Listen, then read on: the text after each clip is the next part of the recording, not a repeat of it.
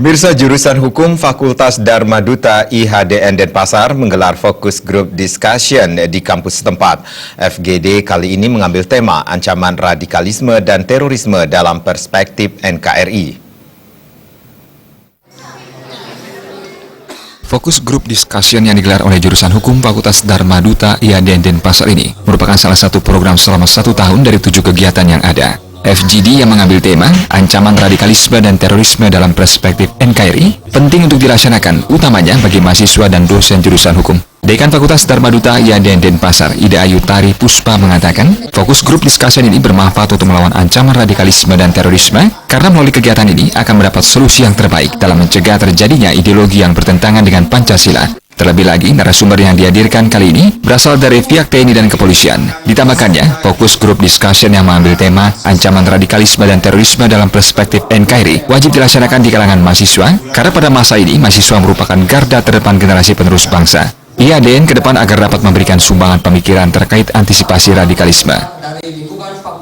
Dan tema yang diusung untuk kegiatan fokus group discussion ini adalah ancaman radikalisme dan terorisme dalam perspektif NKRI.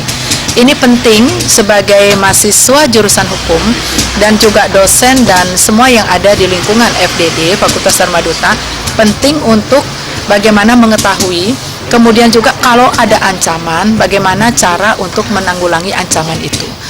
Nah, untuk itulah, dalam fokus group discussion ini, kami mengundang 2 narasumber dari Polda 1, juga dari Kodam 9 Udayana 1. Sebab mereka adalah garda terdepan dalam bela negara untuk Negara Kesatuan Republik Indonesia.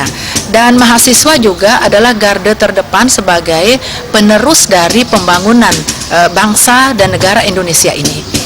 Dan kami yang dari Fakultas Dharma Duta, Institut Hindu Dharma Negeri Denpasar sebagai kampus Hindu ke depan, agar dapat juga memberikan semacam solusi-solusi, sumbangan-sumbangan pemikiran secara akademis tentang ancaman radikalisme dan terorisme ini.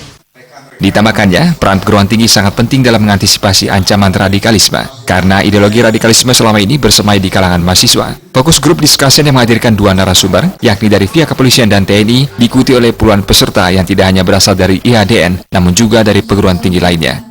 Jaya Kesuma